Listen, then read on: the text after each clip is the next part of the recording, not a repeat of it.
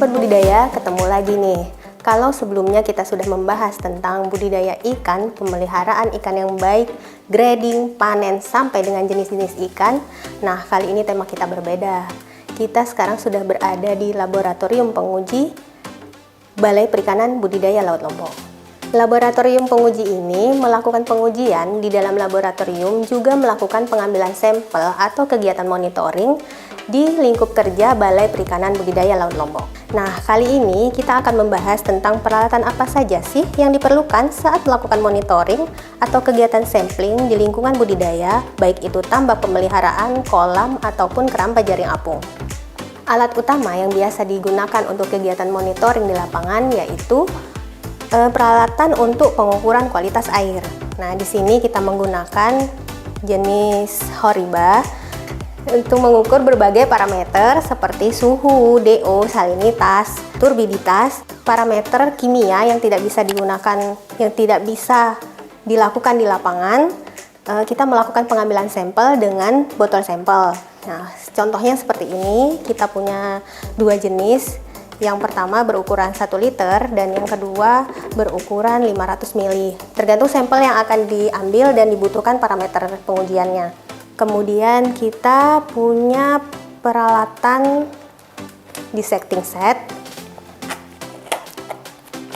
Di dalamnya terdapat gunting, kemudian pinset,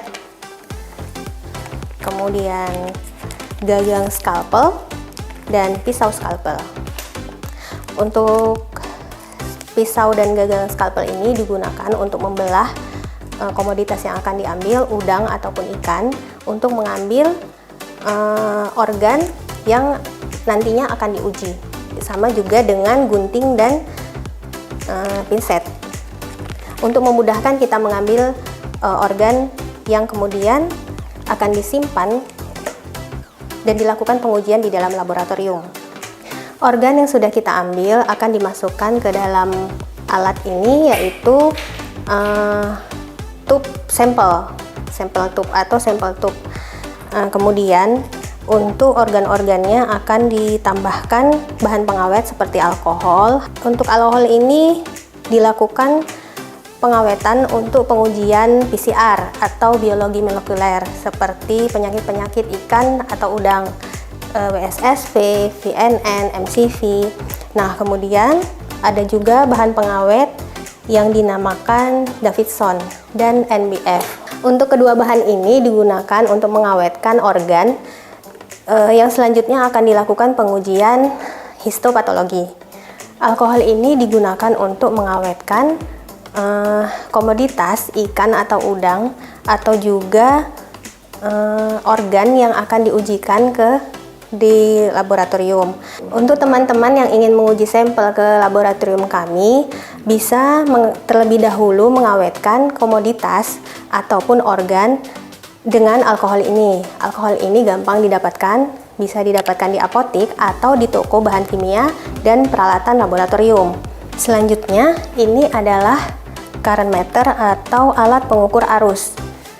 Nah, alat pengukur arus ini digunakan jika kita melakukan monitoring atau pengambilan sampel di keramba jaring apung yang terletak di tengah laut. Ini caranya adalah kabel disambungkan ke alat monitornya, kemudian untuk mengukur arusnya, peralatan yang ini dimasukkan ke dalam air, kemudian nanti arus akan terhitung ketika kipas akan memutar kecil atau besar. Nah, nilainya akan tampil di layar monitor. Selanjutnya, water sampler.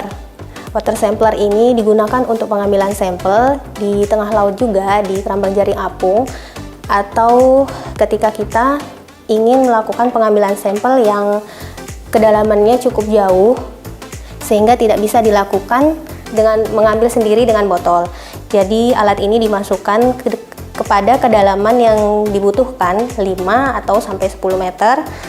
Setelah sampel diambil dengan water sampler, dimasukkan ke dalam ember, kemudian kita masukkan kembali ke dalam botol sampel yang sudah disediakan berseberapa banyak parameter yang ingin diujikan. Jika parameter yang ingin diujikan dalam jumlah banyak, disarankan menggunakan botol sampel dengan kapasitas 1000 ml. Jika sedikit, boleh menggunakan botol sampel dengan kapasitas 500 ml. Nah, alat selanjutnya adalah Sexy Dish, di mana alat ini digunakan untuk mengukur kecerahan di dalam air laut. Caranya, kita jatuhkan ke dalam air sampai tidak terlihat warna dari alat Sexy Dish tersebut.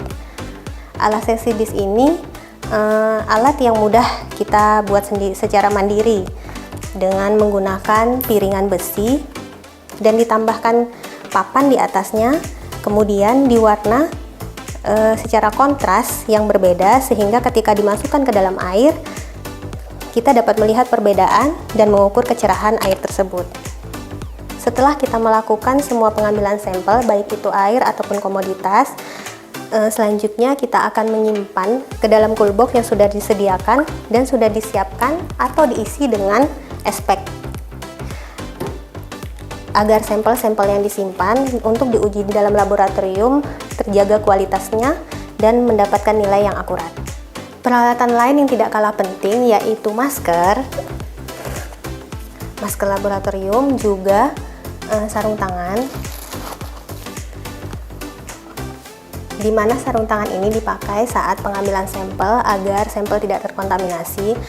Untuk masker ini dipakai menjaga keamanan tim laboratorium atau personil pengambil sampel.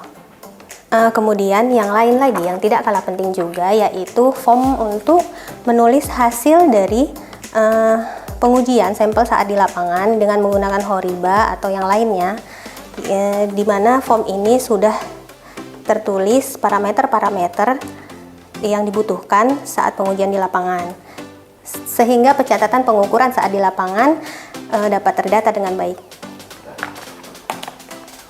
Nah, Sobat Budidaya sekarang sudah mengerti ya peralatan apa saja yang dibutuhkan saat kita melakukan kegiatan monitoring di lapangan. Untuk informasi lebih lengkap tentang kemampuan uji Laboratorium Kesehatan Ikan Balai Perikanan Budidaya Laut Lombok, Sobat Budidaya bisa mengakses link yang ada dalam deskripsi.